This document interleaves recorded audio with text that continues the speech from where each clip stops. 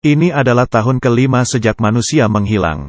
Jalanan di bumi, semuanya hilang dan tertutupi rumput hijau. Singa dan harimau yang berhasil kabur dari kebun binatang, dan juga badak, berada di dalam kota, di pusat kota.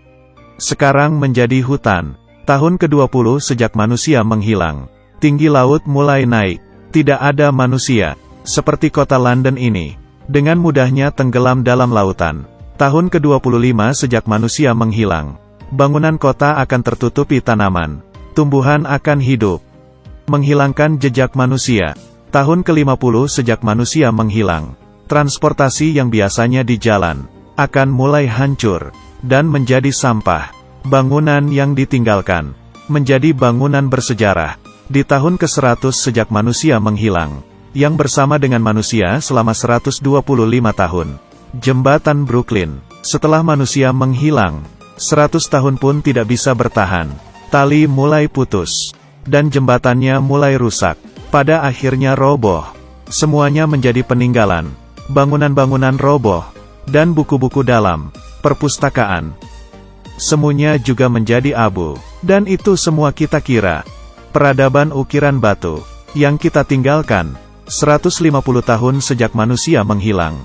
Jalanan di jalan akan mulai roboh, dan bangunan tinggi menjadi tempat tinggal berbagai burung dan binatang kecil, menjadi suatu ekosistem. Dan di saat itu, berbagai makhluk hidup air mulai bertambah.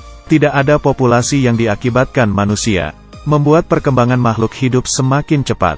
Dengan hanya 150 tahun, peradaban diturunkan dari generasi ke generasi. Tidak banyak yang tersisa, kemudian banyak bangunan tinggi yang roboh. Ini adalah di tahun ke-200 sejak manusia menghilang. Menara Eiffel akan roboh. Di tahun ke-500 sejak manusia menghilang, bangunan lainnya juga akan mulai terpisah. Rata-rata tiap bangunan sudah kehilangan beberapa. Di tahun ke-100 hingga 500 sejak manusia menghilang, adalah waktunya dunia memasuki zaman kerobohan. Pada tahun ke-1000 setelah manusia menghilang, kota yang sudah dikuasai tumbuhan pun kembali menjadi bentuk bumi di awal mula. Manusia sudah hilang tanpa jejak. Tahun ke-5000 setelah manusia menghilang, alam di bumi pun kembali ke bentuk awal. Udara semakin bersih, air semakin jernih. Setelah manusia hilang selama 10.000 tahun, makhluk pintar pun menggantikan manusia, dan mulai mengontrol bumi. Besi yang mulai hancur, kayu yang mulai hancur. Di saat manusia menghilang selama 10.000 tahun, apakah masih ada bukti? Bumi begitu besar.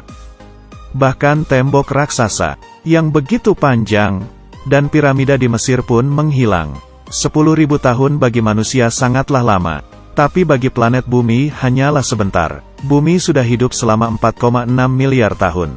Bila diubah dalam bentuk jam, 10.000 tahun tidak sampai setengah detik. Nenek moyang sudah menghabiskan waktu puluhan juta tahun.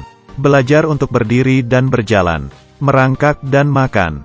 Tapi sejak revolusi industri pertama, kita menggunakan waktu yang tidak sampai 150 tahun. Membuat bumi menjadi hancur. Bumi hidup sebelum manusia muncul. Dan setelah manusia hilang pun bumi bisa memiliki hidup baru lagi. Bila manusia benaran hilang, bumi akan menjadi semakin baik. Tapi manusia tidak bisa meninggalkan bumi.